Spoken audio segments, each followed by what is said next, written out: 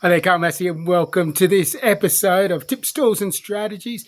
Coming to you all the way from beautiful Bali, and I'm up the northwestern part of Bali, close to Kintamani, beautiful mountains around me, a bit of peace and quiet, which is hard to get in Bali.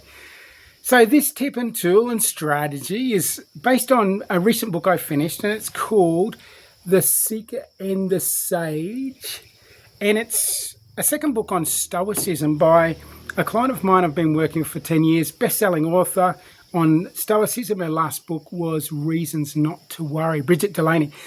So shout out for Brigid, great book and great influence for me to get into conversation of Stoicism. And her and I have had many, many conversations about Stoicism and how to actually apply it in a modern age.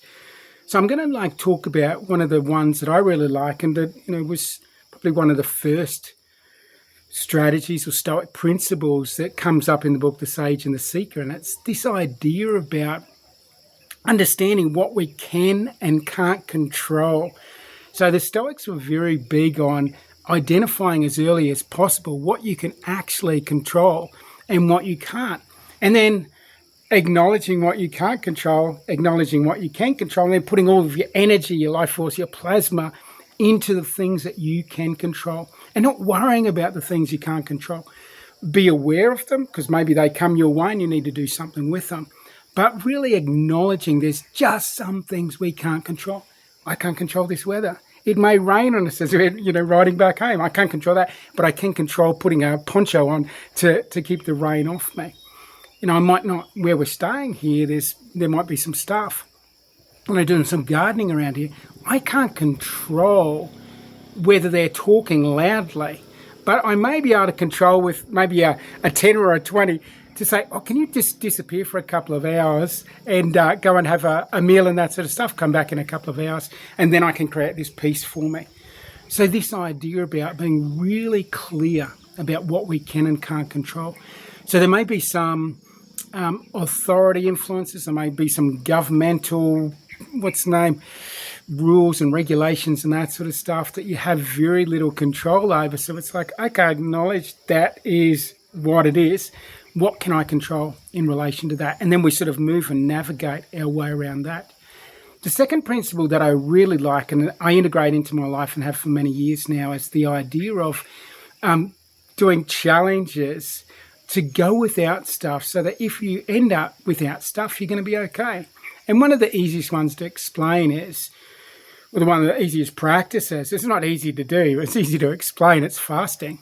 So we practice going without food. So if for some reason we're unable to eat for whatever reason, we're somewhere and the food supply is not coming, or we're at a restaurant and they've run out of whatever, I don't lose my marbles, I don't lose my shit because they haven't got the food there.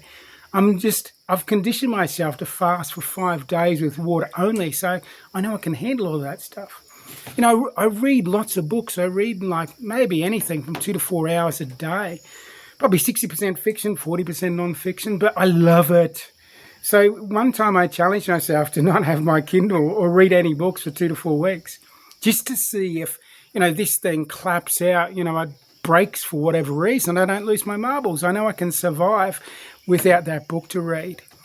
There might be other things I go without. I've gone without chocolate for a month, just to condition myself to that. Go without desserts for a month or whatever it is. So the Stoics were big on acknowledging that these things we can't control. And sometimes if we've got over-attachment to those particular things, if they are taken away from us, it can be jolting to our system. So they practice in advance of what it would be like to go without this stuff. They might even go out in the bush and have very little clothes so they're cold so they can handle if it becomes cold, if they lose all their money or whatever it was. So fantastic principles around it.